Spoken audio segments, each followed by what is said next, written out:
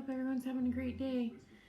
I just wanted to come and talk a little bit about having a conversation, um, learning how to listen, learning how to have a conversation. Because I am able to see it and understand it as all is energy, just like everything else.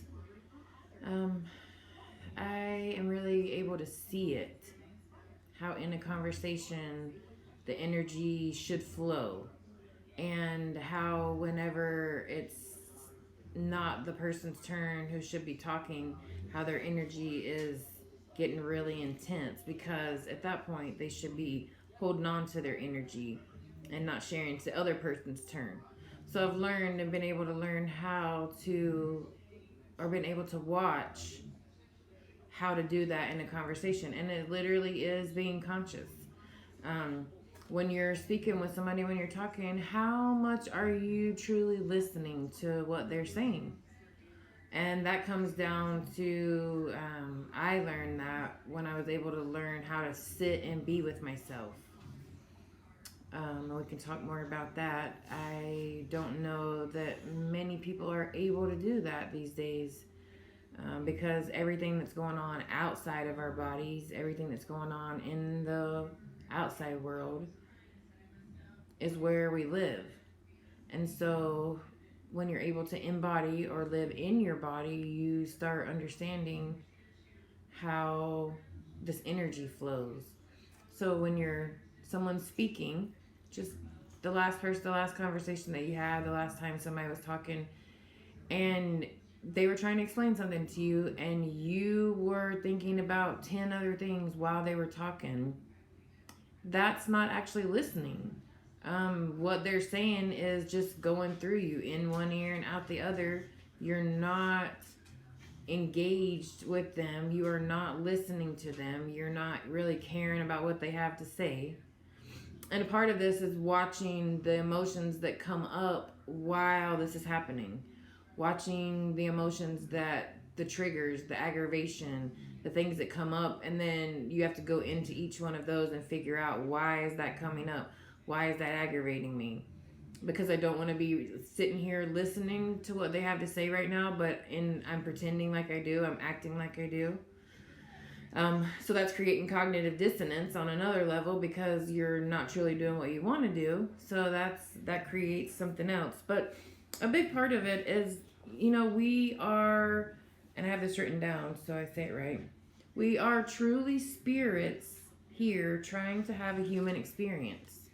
When you really say that over and over a couple times and think about it, and you really start to understand, that is part of what we're learning to do, is live in these human meat suits, in these bodies. That's uncomfortable. That's not what we're used to. As a soul, that's not how that happens in other realities, in other realms. So the learning to have a conversation and learning how to listen, if it's something that you care enough about and you just start trying to do when you have conversations with people or when people are speaking to you, the next time somebody speaks to you or is trying to talk with you and you have something on your mind, stop for a minute and set everything aside that is going on in your head and get to your 0 point and just listen to what they have to say. Even if you don't agree, it doesn't matter. Just have compassion for what that person's saying, the energy that person is sharing with you, because it means something. Whether it's trying to teach you something, whether they're trying to tell you something, everything means something. So when you learn to consciously have a conversation or to learn how to consciously listen to somebody, the energy flow for yourself and for other people becomes a lot easier. It's something that you are able to work on, and it gets easier, but just being conscious and being the observer of that, like really the first thing that you're going to understand or feel is when somebody's trying to talk to you and have a conversation and you don't really want to hear what they're trying to say. In that moment, stop and think about, why don't you want to hear what they have to say? Because your brain's thinking about the bills that you need to pay or what you need to do or you need to go to the grocery store. That's me, I. Stop for a second whether that person be your husband, your children, someone that you truly care about. But if you aren't able to live in your body and start coming back to you and understanding what's going on in your body, then you can't give anybody else the time of day to listen to a conversation. Or you can act like you do, but are you really listening? So I had on this rest of the paper, I put, do you know how to be or sit with yourself? And I pretty much had no choice but to learn how to do it the way it happened for me. But the best way I think to start to try to do this is when you wake up in the morning, because that's when the rewiring of your brain seems the easiest for me, because what we've been programmed to do is when we go to sleep, whatever we're thinking about, when we wake up in the morning, our brains go right back to that, in that loop, jump right back in to that societal loop. So for me, that was the easiest way to start rewiring my brain, was doing things differently when I woke up. Not getting on my phone as soon as I got up, creating mantras, creating things that help me ground, knowing that I was rewiring my brain, doing it on purpose.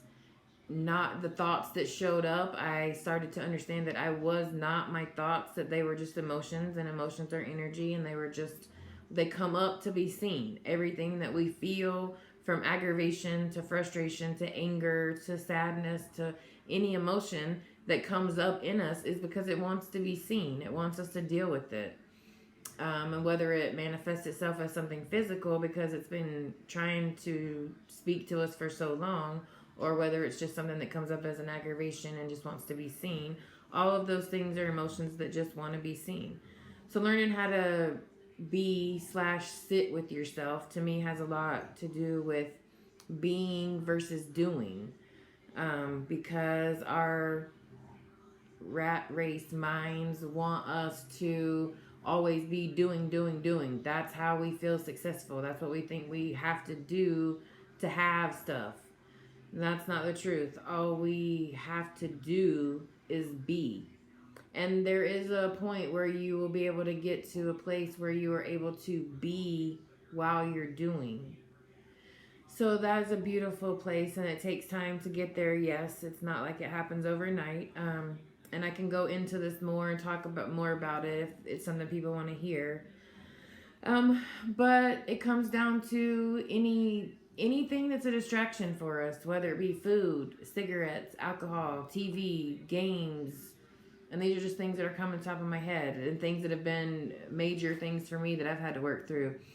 Anytime that, just food, for instance, whenever I think that I'm hungry or I think I want to go eat, now I stop myself and I ask myself, are you really hungry? Because there is such thing as a breatharian, and they don't eat, or some don't drink water, and they live from the light codes. So that's a whole nother story. But anyways, 99% of the time, whenever I feel like I want to eat or that feeling comes up, it's because it's trying to distract me from doing something else. Because most of the time I'm not hungry and I don't need food. It is just because I'm bored, or because whatever else is coming up to be seen from inside me emotionally, I don't want to deal with. So there are a lot of times that I've realized now, because I've worked through a lot of these emotions, and I do fascia release daily, and so I work on a lot of this from that aspect. But from the aspect of stuff coming up that I don't want to see, it's a lot less now, because I've worked through a lot of the limiting beliefs and the belief systems, and I've rewired and done a lot of that stuff. But now a lot of what I do as far as eating has to do with intermittent fasting, or just fasting in general. And now, once I go through these steps, most of the time, the reason why I end up eating, sometimes it's just for pleasure, it's just for fun, but most of the time, it's to ground myself. And so it's taken me a lot to get to this point where I know why I'm eating.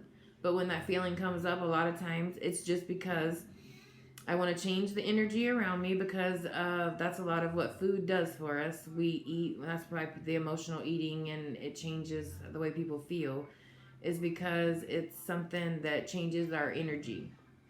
So I've noticed that a lot of times when I feel like I want to eat, it's because there's been a lot of strong energy around me, and that's my way of instantly controlling it.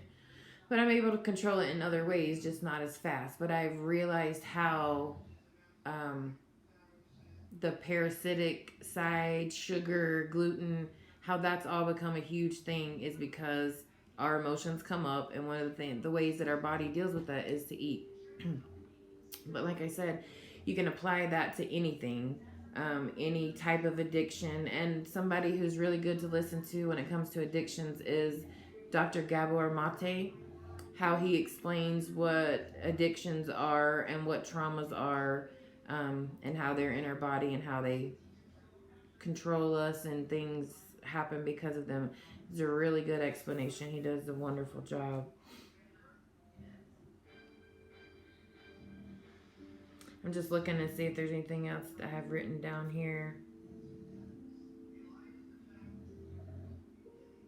So the only other thing that I said or wrote down right here is just learning to go into your body and to talk to it.